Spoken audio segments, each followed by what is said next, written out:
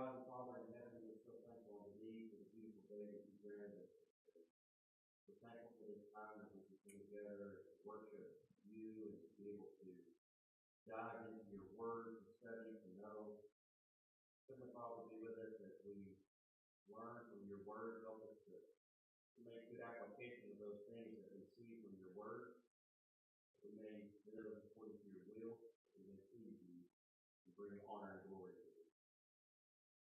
Heavenly Father, we're mindful of many that are suffering, facing difficulties, many that are sick, those that are facing treatment.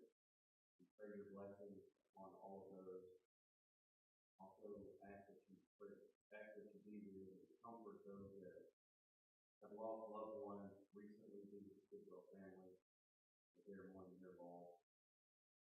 Heavenly Father, there are so many that are facing hardship during this time. We pray your blessing upon them.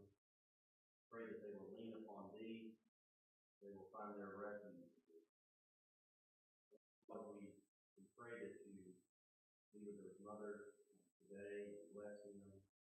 We're mindful of the reason that we are here is because of the mother, and so we are thankful for that. We're thankful for the opportunity to have life that's been granted us.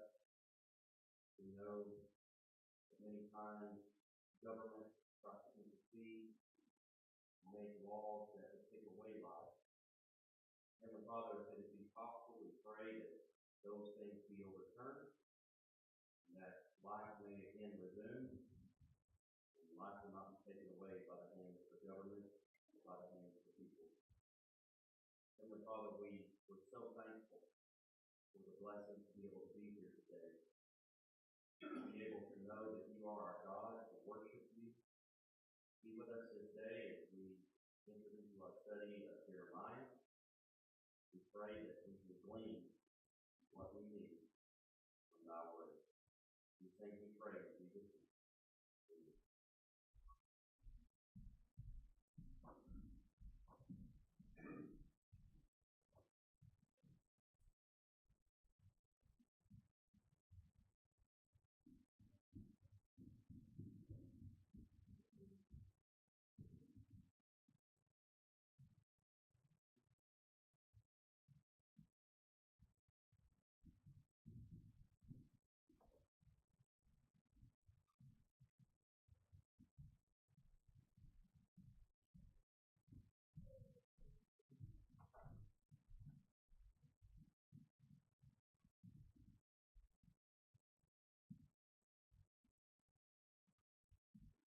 Well, good morning.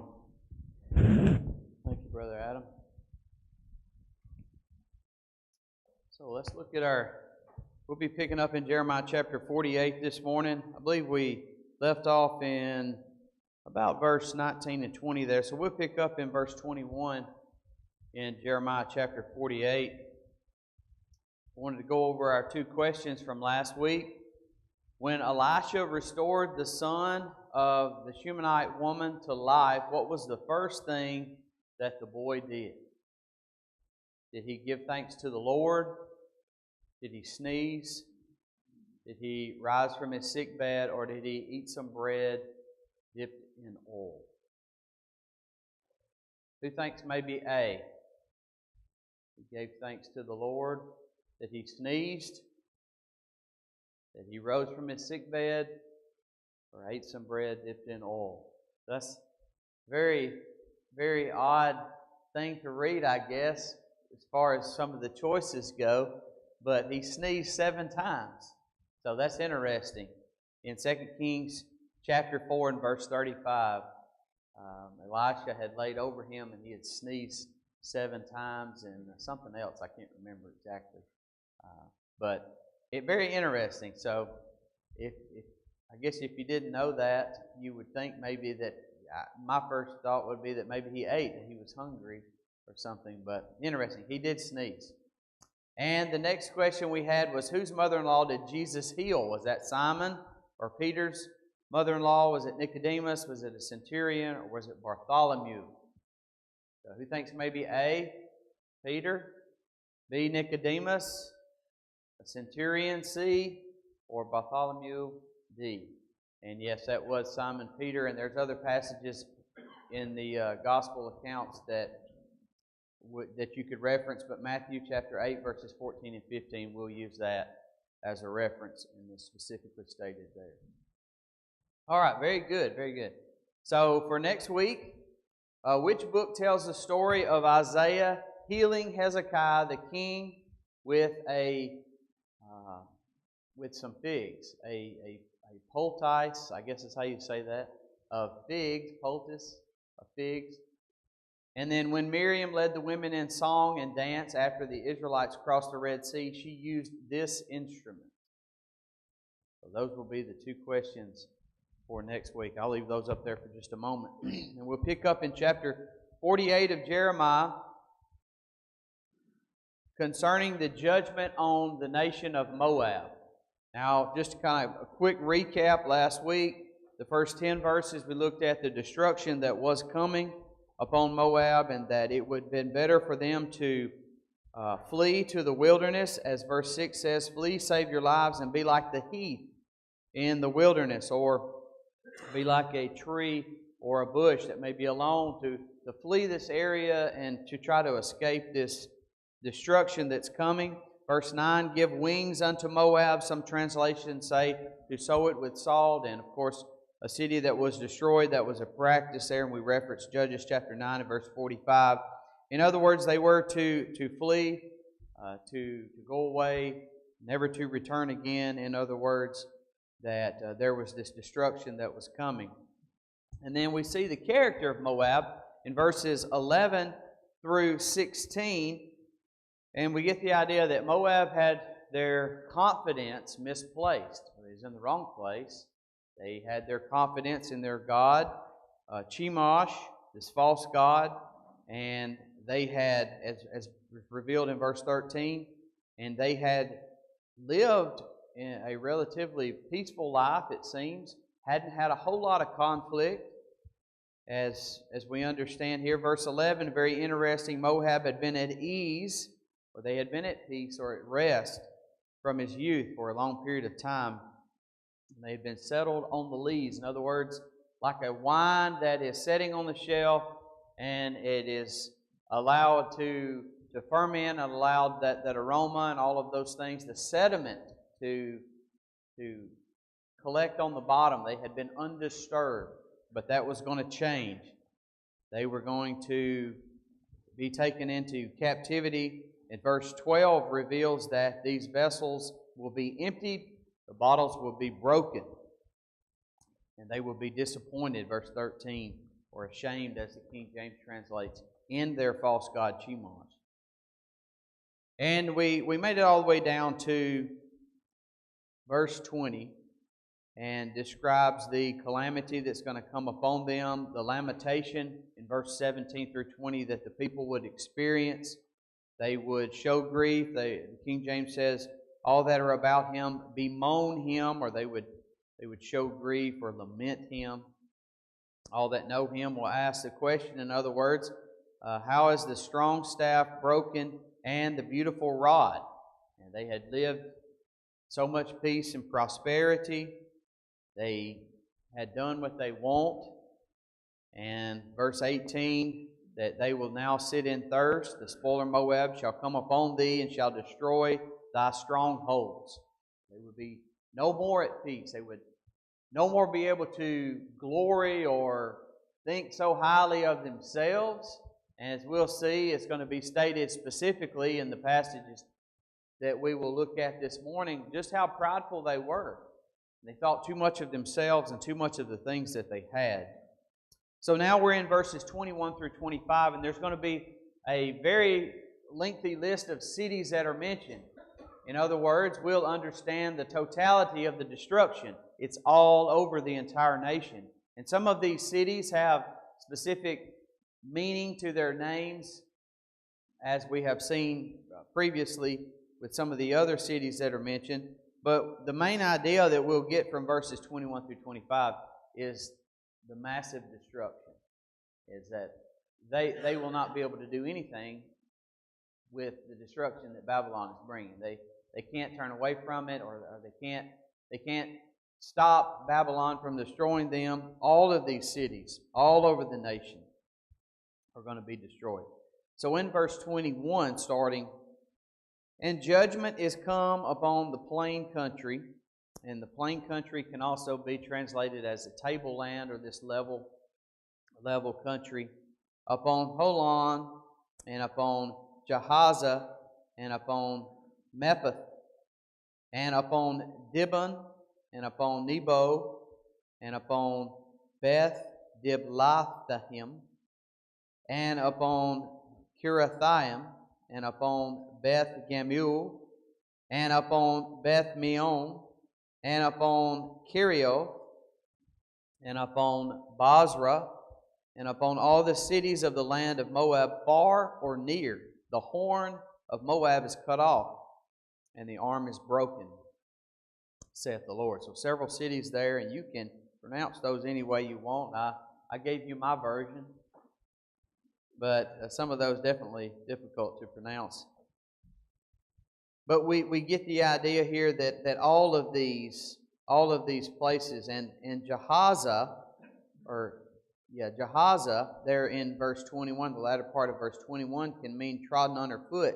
And that is an Amorite city also that's mentioned in Numbers 21, 23 through 25. It was an Amorite city, rather, that the Israelites overtook in Numbers 21, that is mentioned at this time, most likely due to the divided kingdom and the Assyrians. Reuben would have occupied that area at this time, but because of the Assyrian captivity, Reuben no longer had control of that, so it seems that Moab now occupied that part of the country. That was a city that was mentioned here. And the next city there, Mephath, means splendor. That city's name means splendor. So the idea here in some of these cities and their names and what they might think of these, or what these cities may be known for, they're all going to be overtaken. So maybe the splendor, Mephath, is going to be overtaken. Dibon and Nebo, these have already been mentioned. And then the Beth Diblathahim means house of fig cakes. And maybe the same city as another one that's mentioned, but Israel rested here on its way to Canaan, and that's mentioned in Numbers 33 and verse 46.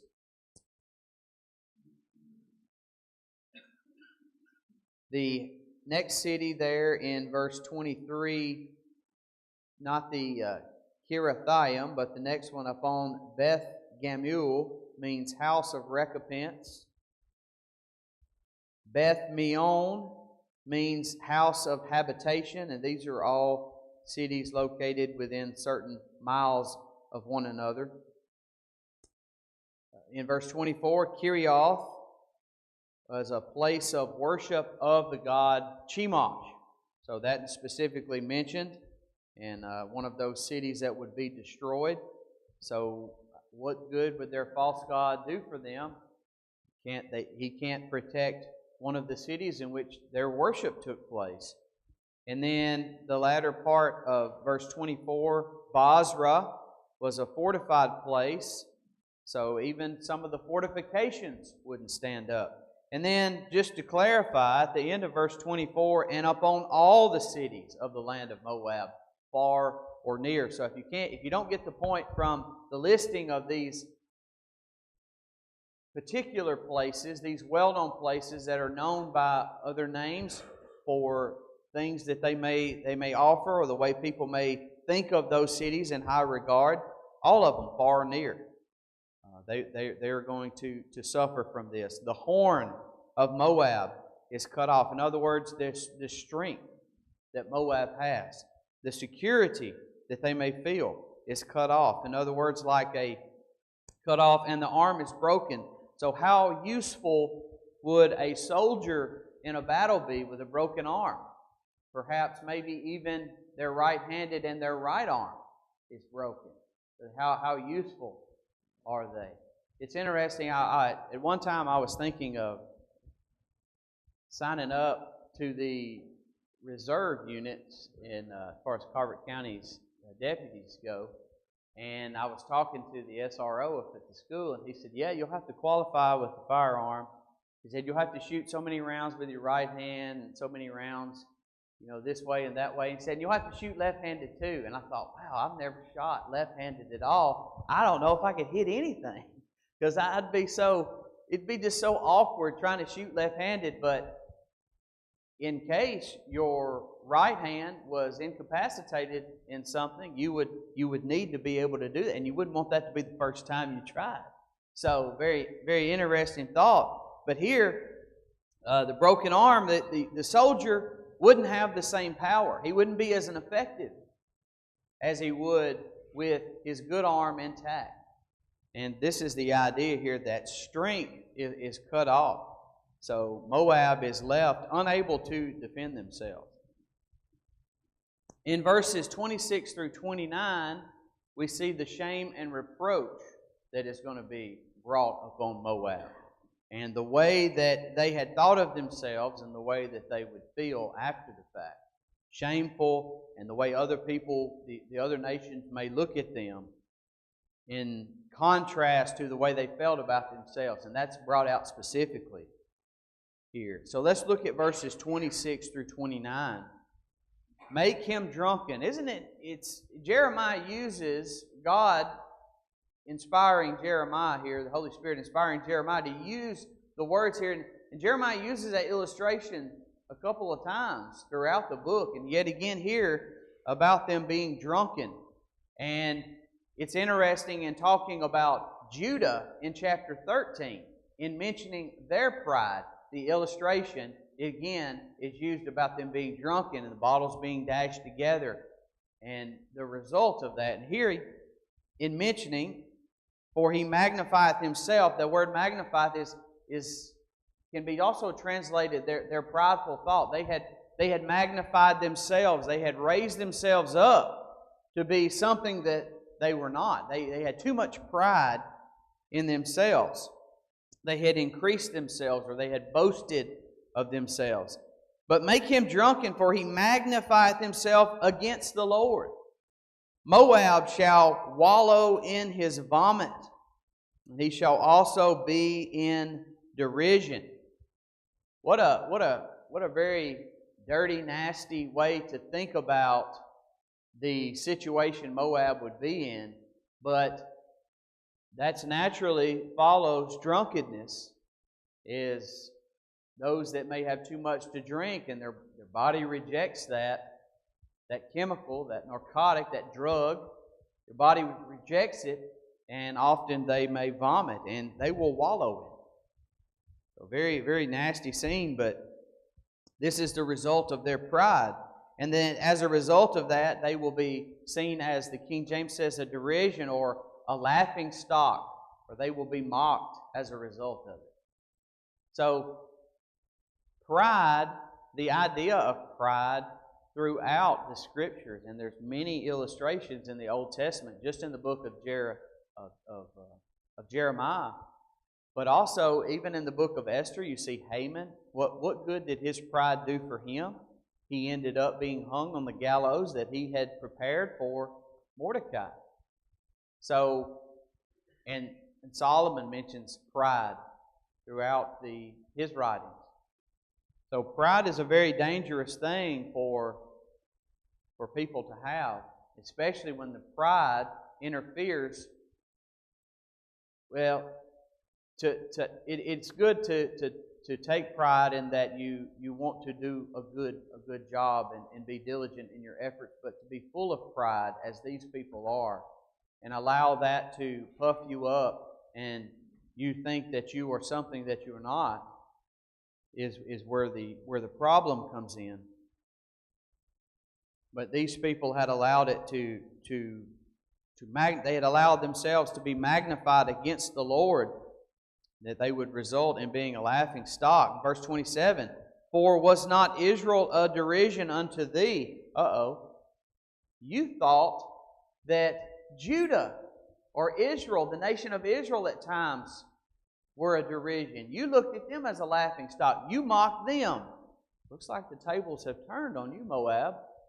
You have been too prideful for too long, and now your day of reckoning is here.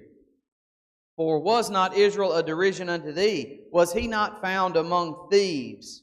For since thou spakest of him, thou skippeth for joy. The King James translates that word, skippeth for joy. And I don't particularly like that translation. The word can also mean show grief or wag the head. I think that would probably be in other translations. Can't remember what the American Standard says. I think the American Standard says something better there, but I may be wrong. I looked at several different translations, English Standard, American Standard, and some others, and they translate that in a way that I think better conveys the idea here that they had thought of Israel one way, that they wagged their head and thought, oh man, I'm so glad we're not like Israel, mocking Israel. They're just, they were found among thieves, just like, they had done such a bad thing, and they so glad that we're not in the same shape they're in, kind of thing. We're so much better is the idea that's portrayed here in verse 27. And the phrase, maybe I'm just not understanding, but skippeth for joy just doesn't seem to portray that same idea. So, yeah, okay. Well, yes, we think about it like that, as being a mockery, and you skippeth for joy, kind of like, I'm happy I'm not like you. I guess, yeah, I could see that. Waggeth the head, yeah.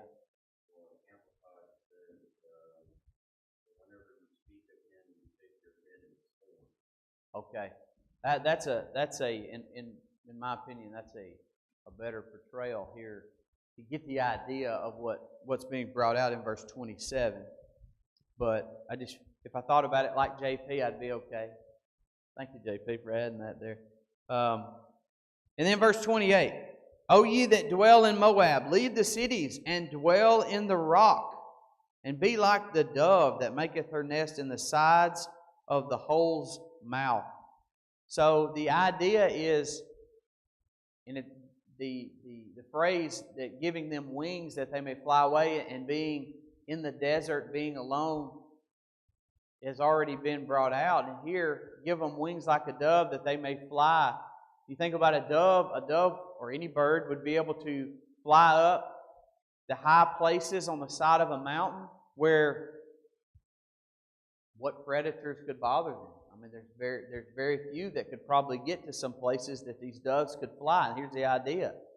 In the cleft of the rock, in these holes in the sides of the mountains, that's where they would need to flee to for safety, to make their nest there in the sides of the mountains so that they could escape the danger. Verse 29, we have heard the pride of Moab.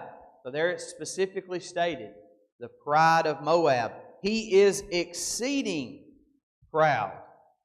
His loftiness and his arrogancy and his pride and the haughtiness of his heart.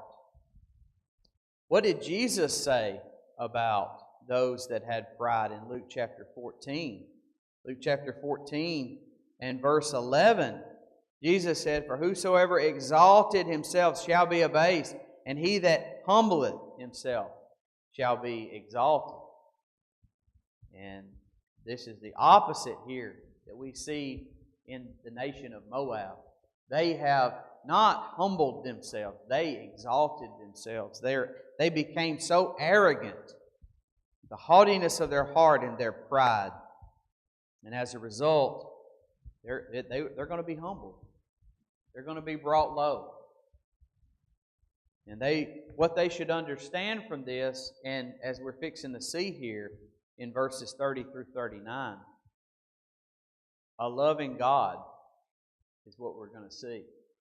God cares for even this nation that has become pagan, that should not have been that way throughout the many hundreds of years that they had been in existence. They should have followed God. They would have had the law. They would have had the law that Lot and Abraham would have followed, the patriarchal law. They would have known that. All of that would have been passed down, but yet, somewhere along the line, the teaching stopped. Those began to influence them to the pagan ways, and they followed them, and here they are worshiping the false god Chemosh. And look where it got them. We're going to see the lament of God. God feels sorrow for these people, His people that should have followed Him, but yet they went astray. His creation, but they're going to do something different. And we see, I see in this, the love of God and God wanting them. And you think about, as a father, your children doing something that brings harm to them, and how bad that would make you feel. And you want them to do right, but because they did wrong, out of love, you have to punish them. If you want that correction to take place, you have got to punish them. You have got to make them understand that what they're doing is wrong. That's the only way that they can be corrected. And here's what we see here in the judgment on all of these nations, is that they've got to be corrected. They have done wrong. The influence that is upon them in all of this idolatry and all of these other things, their pride here that Moab has experienced, they've got to be brought down and be humbled. And this is really God showing His love for these people. And even though many will be destroyed, they should learn the lesson from this, as all these nations should. So in verses 30 through 39, I'm going to read this passage. It's a little lengthy there. And I know His wrath, saith the Lord, but it shall not be so. His lies shall not so affect it. Therefore will I howl for Moab, and I will cry out for all Moab. Mine heart shall mourn for the men of Kiriz. O vine of Shibmah, I will weep for thee with the weeping of Jazer. Thy plants are gone over the sea, thy reach even to the sea of Jazer. The spoiler is fallen upon thy summer fruits and upon thy vintage. And joy and gladness is taken from the plentiful field and from the land of Moab. And I have caused wine to fail from the winepresses. None shall tread with shouting. Their shouting shall be no shouting. From the cry of Heshbon even unto Eliah, and even unto Jahaz, have they uttered their voice. From Zoar even unto Horonaim, as an heifer of 3 years old. For the waters also of Nimrin shall be desolate. Moreover, I will cause to cease in Moab, saith the Lord, him that offereth in the high places, and him that burneth incense to his gods. Therefore mine heart shall sound for Moab like pipes, and mine heart shall sound like pipes for the men of Kiriz, because the riches that he hath gotten are perished. For every head shall be bald, and every beard clipped. Upon all the hands shall be cuttings, and upon all the loins sackcloth. There shall be lamentation generally upon all the housetops of Moab, and in the streets thereof. For I have broken Moab like a vessel wherein is no pleasure, saith the Lord. They shall howl, saying, How is it broken? How hath Moab turned their back with shame? So shall Moab be a derision and a dismaying to all them about him. So interesting passage here, talking about this pagan nation and the way that God feels about them.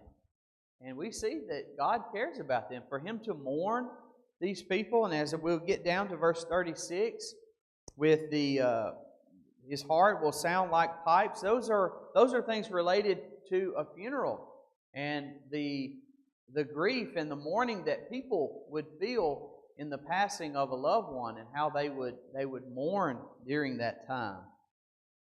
But back to verse 30.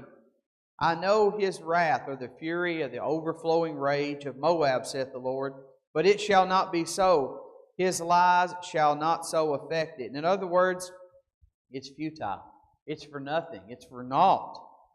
It will not accomplish anything. Verse 31, therefore will I howl for Moab, and I will cry out for all Moab. My heart shall mourn for the men of Kiriz. And that's another stronghold of Moab, the city there that's mentioned. But this destitution or this destruction that's going to come upon Moab will be so bad that God is going to mourn for the people. And it's the needs of the people. The people need to turn back to Him. They need to repent. And He is mourning here as a result of their situation. And, God only knows whether that some of these would turn back to Him or whether they'll continue on their path. But there is a reason for this. O vine of Shibma, verse 32. O vine of Shibma, I weep for thee with the weeping of Jazer. Now that's an old Amorite city that was also conquered by Israel and is mentioned in Numbers 21 and verse 32. It was taken by Israel as they were wandering in the wilderness, making their way to cross over Jordan. Thy plants are gone over the sea. They reach even unto the sea of Jazer. And some say because there's not a sea there, that maybe this was, some speculate maybe this was a mistranslation, but there very well could have been a sea at this point in time, and there's not now. I mean, it could have dried up, or there could have been some source of water there. Nevertheless, that's what the Scripture tells us, that even unto the sea of Jazer, the spoiler is fallen upon thy summer fruits. So they have nothing.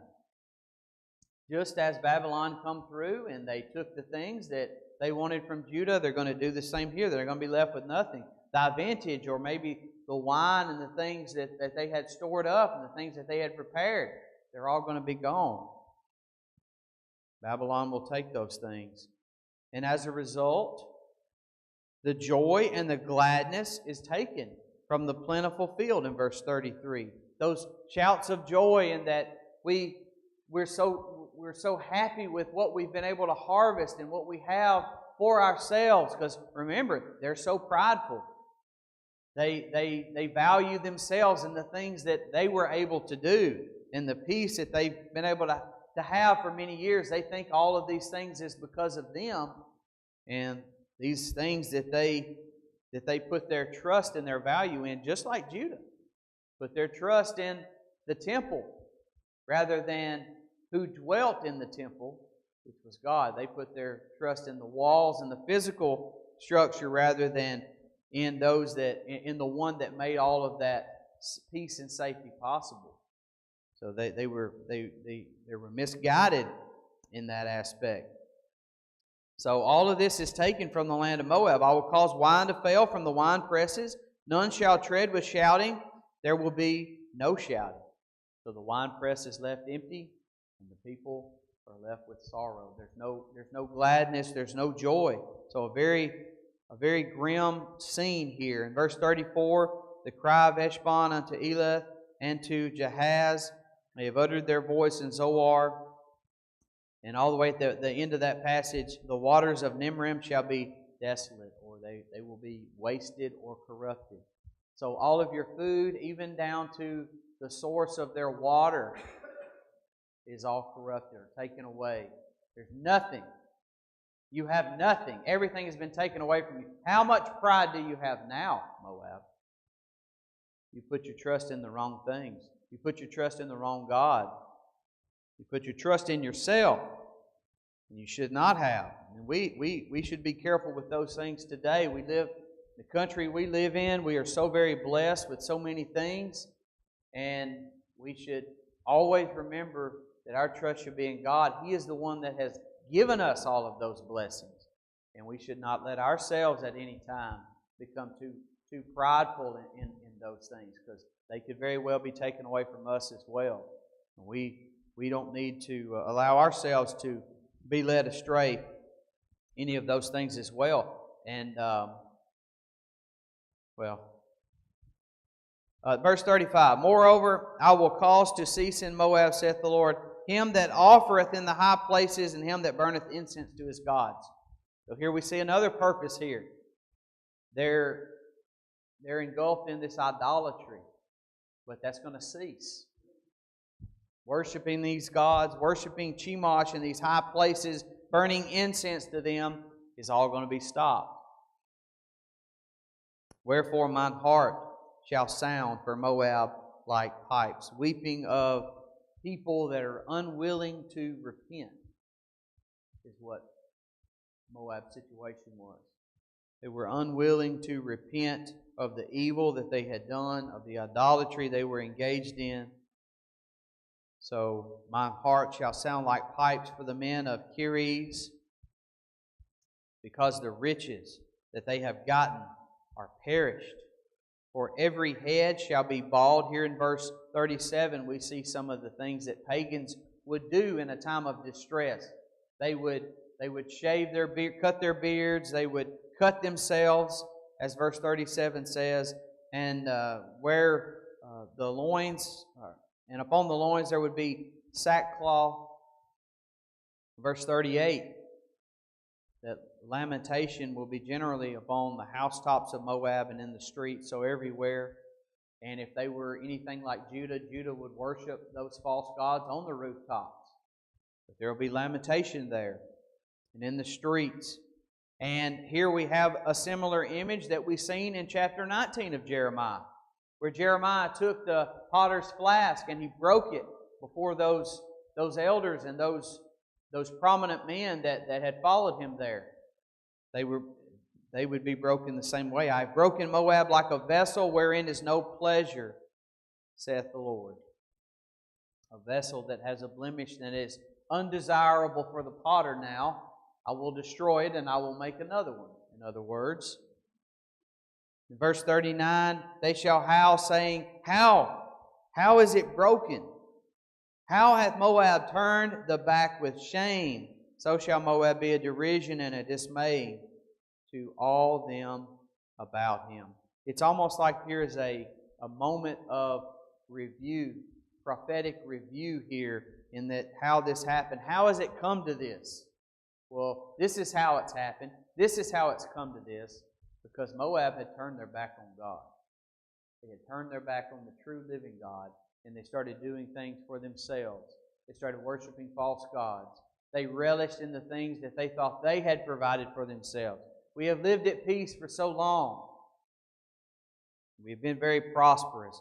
Now, verses 40 through the end of the chapter here, we're going to see the arrival of the nation of Babylon and just how powerful, and we know how powerful Babylon is. We've seen those illustrations that Jeremiah has given to us time and time again. Verse 40, For thus saith the Lord, Behold, he shall fly as an eagle. Babylon would be strong and they would be fast, and shall spread his wings over Moab. Kirioth is taken, and the strongholds are surprised. The mighty men's hearts in Moab at that day shall be as the heart of a woman in her pain. So the strongholds will do nothing for you. The mighty men, those men that would stand up and fight in a battle, they're going to be scared. They're going to be terrified. They're going to have the feeling that a woman would have as she is right in the middle of the pangs of childbirth. That's how they would feel. Verse 42, And Moab shall be destroyed from being a people, because he hath magnified, or he has been too prideful, he has been too arrogant. This is the reason for it. So let us remember the result of Moab if we find ourselves being too prideful. We could be humbled. Of course, this was a physical nation, and we may be humbled, obviously, in a different way. But we don't want to let that take us to judgment. We don't want to be prideful on the day of judgment, because then that destruction would. We want to correct these things before that time, because he hath magnified himself against the Lord. Zephaniah chapter 2. Maybe I can find the book of Zephaniah. It's really small. I have to go to Haggai and go back one. Zephaniah chapter 2 and verse 8. You can find Haggai, go back one. There's Zephaniah. Chapter 2 and verse 8. So, this Zephaniah prophesied, if you look in chapter 1 and verse 1, and the word came unto Zephaniah, the son of Cushi, the son of Gedaliah, the son of Amariah, the son of Hezekiah, in the days of Josiah, the son of Ammon, king of Judah. So Zephaniah prophesied then. Well, in chapter 2 and verse 8, Moab is mentioned. Chapter 2 and verse 8 of Zephaniah says, I heard the reproach of Moab and the revelings of the children of Ammon, whereby they have reproached my people and magnified themselves against their border.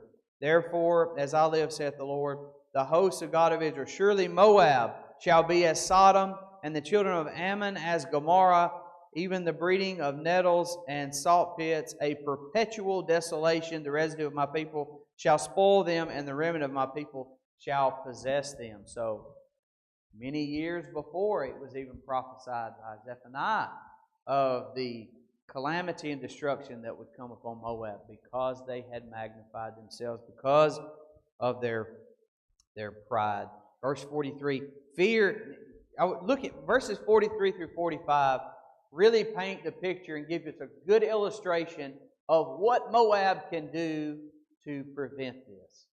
What can they do to stop this?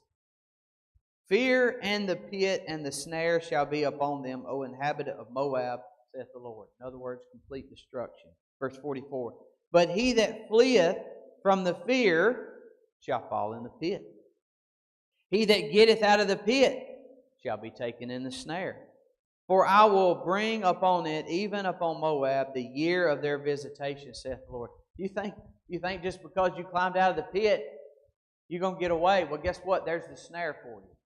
So there is no escape. Verse 45, they that fled stood under the shadow of Heshbon because of the forest, but a fire shall come up out of Heshbon, and a flame from the midst of Shion, and shall devour the corner of Moab and the crown of the head of the tumultuous ones. In other words, yet again, there is no escape. There's nothing you can do, Moab. Verse 46, woe be unto thee, O Moab, the people of Chemosh perisheth, for thy sons are taken captive. Have you experienced this before, Moab? Guess what? You're going to experience it now. Captivity. And thy daughters are captives. In verse 47, yet will I bring the captivity of Moab in their latter days, saith the Lord. Thus far is the judgment of Moab. And in my mind, there can't be any other thing alluded to here except the coming of Christ. Right now, you're going to experience this captivity. This is the judgment that's coming upon you. But in those latter days, I will bring again the captivity of Moab. In other words, there will be a release. And of course, Christ is going to come into the world. And if they would, and it would be open to them as it was to Jew and Gentile alike, they would have that opportunity, these people in years to come to pass, to obey the gospel. And so that is the judgment of Moab. Next week we'll look at chapter 49, where there's various nations mentioned. We'll start out with the nation of Ammon and then talk about several other nations. Thank you very much.